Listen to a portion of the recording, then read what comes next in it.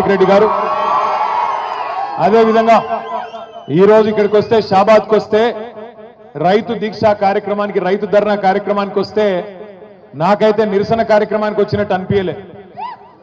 ఆ జేసీబీలేంది, ఆ పూలేంది, ఇదేదో ఈ మోసకారి కాంగ్రెస్ ప్రభుత్వాన్ని మళ్ళా ఓడగొట్టి చేవెళ్ల మళ్ళా గులాబీ జెండా ఎగిరేసి ఖచ్చితంగా మళ్ళీ కేసీఆర్ గారు తిరిగి ముఖ్యమంత్రి అయినంత గొప్పగా ఈరోజు స్వాగతం పలికిన మా తమ్ముడు యువ నాయకుడు పట్నం అవినాష్ రెడ్డి గారికి, అదేవిధంగా తమ్ముడు శుభప్రద్ పటేల్ గారికి, కొడంగల్ రైతుల తరపున 37 రోజుల పాటు జైలు జీవితం గడిపిన కొడంగల్ కు మళ్ళీ తిరిగి తప్పకుండా రేవంత్ రెడ్డిని ఓడగొట్టి తిరిగి కాబోయే ఎమ్మెల్యే అన్న పట్నం నరేందర్ రెడ్డి గారు, అదే మాదిరిగా వేదిక పైన ఉన్న నాయకులు పేరున ఎవలోల పేర్లు అయితే నేను చెప్పలేదు, మండల పార్టీ అధ్యక్షుడు నరసింహరావు గాని ఇంకెవలోల పేర్లు చెప్పలేదో మీరు మనుషుల్నే తిట్టుకోవాలి, బయట తిట్టొద్దని కోరుతూ మా తమ్ముడు శాసన మండలి సభ్యుడు నవీన్ కుమార్ రెడ్డి గారు, అదేవిధంగా వేదిక ముందున్న ఓపికగా కూర్చున్న మా అక్క చెల్లెన్లు, మా అన్నదమ్ముళ్ళు, హైదరాబాద్కి వెళ్ళి ప్రత్యేకంగా వచ్చిన మా పత్రికా మిత్రులు, పేరున అందరికీ హృదయపూర్వకంగా నమస్కారం తెలియజేస్తా ఉన్నా. మీ అందరికి ఆకలి అవుతుంది, నాకెరికే కొంతమంది కళ్ళబడతలేదు. ఎట్లెట్లా నువ్వు ఆగ్రాబాయి నువ్వు లొల్లిపెట్ట కాదు, ఆగు, నా లొల్లి నాది, నీ లొల్లి నీది. అయితే పొద్దున షాబాద్కి వస్తున్నా, వచ్చేటప్పుడు ఎవరో ఏం మాట్లాడుతురో చూద్దామని ఆయనతో పేపర్ తీసి చూసే వరకు నేను గత సంవత్సర కాలంలో చూసిన బెస్ట్ జోకు, అత్యుత్తమ జోకు పొద్దున పేపర్లో చూసిన. ఏంటిదా జోక్ ఎరికేనా? రేవంత్ రెడ్డి ఢిల్లీకి పోయి ఢిల్లీలో ఆడ స్పీచ్ ఇస్తాడు రేవంత్ రెడ్డి. అలా పత్రికల్లో రాసిండు, తెలంగాణలో మొత్తం ఉద్ధరించిన ఢిల్లీని కూడా ఉద్ధరిస్తా, మీరు నా మాట నమ్మి ఢిల్లీలో కూడా కాంగ్రెస్ కి అధికారం ఇయ్యండి అని చెప్పి రేవంత్ రెడ్డి గారు ఢిల్లీలో చెప్తాడు. 6 గ్యారెంటీలు అమలు చేసిన, రుణమాఫీ మొత్తం చేసిన, మొత్తం తెలంగాణను ఉద్ధరించిన, 100 రోజులలోనే అన్ని ఇచ్చిన మాటలన్నీ నిలబెట్టుకున్నా, అదే తరీఖన ఢిల్లీలో కూడా చేస్తా, మీరు నా మాట నమ్ముండ్రి, తెలంగాణ ముఖ్యమంత్రిగా చెప్తున్నా అని చెప్పి రేవంత్ రెడ్డి గారు ఢిల్లీలో చెప్తున్నారు. ఇక్కడికి వచ్చిన మా ఆడబిడ్డలు నేను అడుగుతున్నా, మీరు జవాబు చెప్పాలి. అమ్మకు అన్నం పెట్టనోడు చిన్నమ్మకు బంగారు గాజులు చేయిస్తాడా? అమ్మకు అన్నం పెట్టనోడు చిన్నమ్మకు బంగారు గాజులు చేయిస్తాడా?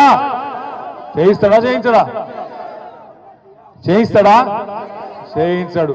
కూట్ల రాయి తీయనోడు ఏట్ల రాయి తీస్తాడా? తెలంగాణను ఉద్ధరించినోడు అంటే ఢిల్లీలో ఉద్ధరిస్తాడా? పోయి అబద్ధాలు చెప్పొచ్చిన ముఖ్యమంత్రి అంటోడు.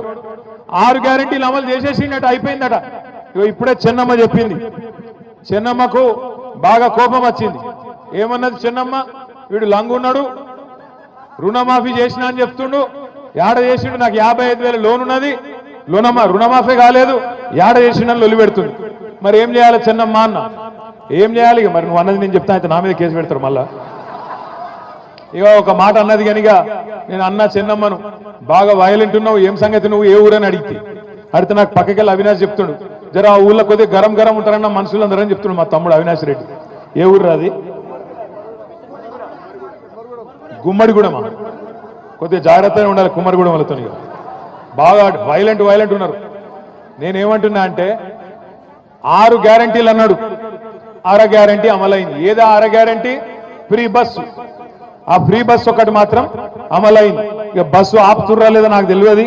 ఇక మరి కొంతమంది ఏమో మరి రత్నమ్మనే వచ్చి లొల్లి పెడతాను, మా ఊరికి బస్సే దిక్కులేదు, ఫ్రీ బస్ ఎక్కడిదని ఆమె లొల్లి పెడుతున్నావా లేదా? కాదు ఇక రత్నమ్మని మాట్లాడిస్తే ఇప్పుడు నన్ను మాట్లాడించట్లేదు. ఇప్పుడు ఇక్కడ ఎవ్వలకు మైక్ ఇచ్చినా మీరు తిట్టే తిట్లకు రేషం ఉన్నోడైతే ఇంకోడైతే ఆయనతో ఒక బకెట్లో నీళ్ళు నింపుకొని దుంకి చచ్చిపోతాడు.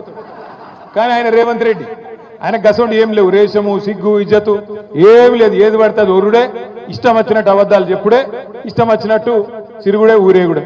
నేను ఒక్క మాట అడుగుతున్నా, ఊళ్ళే ఎవరైనా ఒక మాట ఇస్తే లేదా ఏమైనా బాకిస్తే వాడు తిరిగి ఇవ్వకపోతే మనం కేసు పెడతాం. ఏం కేసు పెడతాం? 420 కేసు పెడతాం. వీడు చీటర్ ఉన్నాడు, చీటింగ్ చేసిండు, వీని మీద మోసం చేసిండు కాబట్టి కేసు పెట్టాలి అంటాం. మరి గిన్ని మోసాలు చేసిన కాంగ్రెస్ ప్రభుత్వం గింతమందిని మోసం చేసిన కాంగ్రెస్ ప్రభుత్వం ఇడిచిపెడదామా? రైతులను మోసం చేసిండా లేదా? ఏం చెప్పిండు రైతులకు? ఎంబడ ఊరురి కేసీఆర్ గారు ₹1,00,000 రుణమాఫీ చేసినా ఆ 1,00,000 మీకు వచ్చినా మీరు ఎంబడే బ్యాంకు కురుకుని 2 లక్షల రుణం తెచ్చుకోండి, నేను వస్తున్నా, రాగానే డిసెంబర్ 9 నాడు సంతకం పెడతా అన్నాడు. పెట్టిండా? రుణమాఫీ అయిందా కాలేదా? నేను అడిగిన అసెంబ్లీలో రేవంత్ రెడ్డి గారిని, రేవంత్ రెడ్డి గారు నిజంగా నీకు నిజాయితీ ఉంటే, నీకు చిత్తశుద్ధి ఉంటే నీ సొంత ఊరు కొండారెడ్డిపల్లె కోదాం, లేదా నీ సొంత నియోజకవర్గం కొడంగల్ కోదాం. ఒక్క ఊర్లోనన్నా రైతులు గిన్న రుణమాఫీ అయిందని చెప్తే రాజకీయ సన్యాసం తీసుకుంటా, రాజీనామా కాదు రాజకీయ సన్యాసం చేస్తా అని అసెంబ్లీలో రేవంత్ రెడ్డి ముఖం మీద చెప్పిన. కానీ మాట లేదు, ఉలుకు లేదు, పలుకు లేదు. రేవంత్ రెడ్డి గారికి నేను చెప్తున్నా, సరే కొడంగల్ ఓని, కొండారెడ్డిపల్లె ఓని, రాష్ట్రంలో ఏ ఊరికైనా సరే, చేవెళ్ళ నియోజకవర్గం అయినా సరే, ఏ నియోజకవర్గం అయినా సరే, డేటు, ప్లేసు, టైము 3 నీ ఇష్టం. ఏ ఊరికంటే ఆ ఊరికి పోదాం. నువ్వు కాకపోతే నీ మంత్రులను పంపి ఏ ఊరికన్నా పోదాం. ఒక్క ఊర్లోనన్నా గిన్న రైతులు రుణమాఫీ అయిందని 100% గిన్న రాసిస్తే మొత్తం బీఆర్ఎస్ పార్టీ నాయకులను రాజీనామా చేసి పోతామని చెప్పి కూడా నేను విజ్ఞప్తి చేస్తా ఉన్నా. గింత మోసం చేయొచ్చా? చారాన రుణమాఫీ కూడా కాలే, కానీ చారాన కోడికి బారాన మసాలా అన్నట్టు ఇవాళ ఢిల్లీకి పోయి మొత్తం రుణమాఫీ చేసిన అని చెప్పి అక్కడ మాట్లాడుతూ ఉన్నాడు. ఇంకా సిగ్గులేని మాట ఏంటంటే, ఇదే రేవంత్ రెడ్డి చెప్పిండు రైతులకు. ఏం చెప్పిండు? కేసీఆర్ మీకు బిచ్చమేసినట్టు, కేసీఆర్ బిచ్చమేసినట్టు 10,000 ఇస్తుండు, నన్ను గెలిపిన్రి 15,000 ఇస్తా అని చెప్పిండా లేదా? 10,000 కాదు 15,000 ఇస్తా అన్నాడు. డిసెంబర్ 3కు ముందు తీసుకుంటే 5,000 వస్తుంది ఒక పంటకు, కానీ డిసెంబర్ 3 తర్వాత తీసుకుంటే 7,500 రూపాయలు వస్తుందని చెప్పిండు. సంవత్సరం దాటిపోయింది, ₹1 ఇచ్చిన రైతులకు ఇయ్యలేదు. ఏం చేసిండు? ఎలక్షన్లప్పుడు కేసీఆర్ గారు రైతు బంధు కోసం 7,600 కోట్ల రూపాయలు రైతు బంధు వేయబోతే ఎయ్యనియకుండా ఉత్తరం రాసిండు ఎలక్షన్ కమిషన్. రాసి ఎలక్షన్ కమిషన్ కి చెప్పిండు, రైతు బంధు గీ టైంలో వేస్తే మళ్ళా రేపు రైతులు ఓట్లు కేసీఆర్కి వేస్తారు, అందుకే వేయొద్దు అని ఉత్తరం రాస్తే పైనున్న మోడీ గారి ప్రభుత్వం ఆపినాక మళ్ళా ఎలక్షన్లు అయిపోయినాక సతాయించుడు మొదలు పెట్టిండు. ₹1 కూడా వేయలే. కేసీఆర్ ఉన్నప్పుడేమో రైతులకు నాట్లప్పుడు పడుతుండే పైసలు, కానీ రేవంత్ రెడ్డి వచ్చినాక ఓట్లప్పుడు మాత్రమే పడతాయి. ఏం చేసిండు? 7,600 కోట్లు దాచి పెడితే రైతులకు వేయాలని చెప్పి యాసంగి పంటై రేవంత్ రెడ్డి ప్రభుత్వం వచ్చినాక నాట్లప్పుడు కాకుండా పార్లమెంట్ ఎన్నికల్లో ఓట్లప్పుడు వేసిండు. ఆ ఒక్కసారికి కేసీఆర్ గారు ఇచ్చిన పైసలు వేసిండు, తప్పించుకున్నాడు.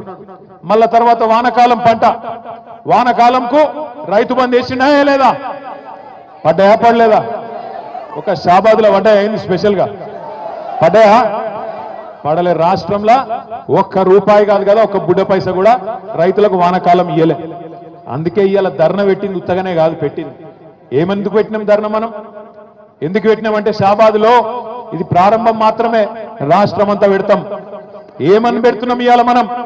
రేవంత్ రెడ్డి కాంగ్రెస్ ప్రభుత్వం, నువ్వు రైతులకు మాట ఇచ్చినావు, రైతులకు ఏం చెప్పినావు? 10,000 కాదు 15,000 ఇస్తా అని చెప్పినావు. బరాబర్ 26 జనవరి నుంచి ఏదైతే నువ్వు చెప్పినావో రైతు భరోసా 12,000 కాదు, ఖచ్చితంగా 15,000 ఇవ్వాలనేటోళ్ళు గట్టిగా సప్పట్లు కొట్టి రేవంత్ రెడ్డికి చెప్పాలని చెప్పి నేను కోరుతా ఉన్నా. ఇచ్చిన మాట నిలబెట్టుకోన్నా వద్దా? ఇచ్చిన మాట నిలబెట్టుకోన్నా వద్దా? 15,000 కావన్నా వద్దా? 15,000 కావాలంటోళ్ళు ఖచ్చితంగా గట్టిగా సప్పట్లు రేవంత్ రెడ్డికి నిలబెట్టట్టు కొట్టాలి రైతులకు. అట్లాగే వానకాలం ఎగ్గొట్టిండు రైతు బంధు, ఇడిచిపెట్టద్దు, ఆ పైసలు కూడా వసూలు చేయాలి. ఆ పంట కూడా బాయ్కున్నావు, ఆ 15,000 కూడా ఎకరానికి తప్పకుండా వేయాలి. అంతకంటే మునుపు నువ్వే చెప్పినావు, డిసెంబర్ 3కు ముందైతే 5,000, డిసెంబర్ 3 తర్వాత అయితే 7,500 నువ్వే నరికినావు.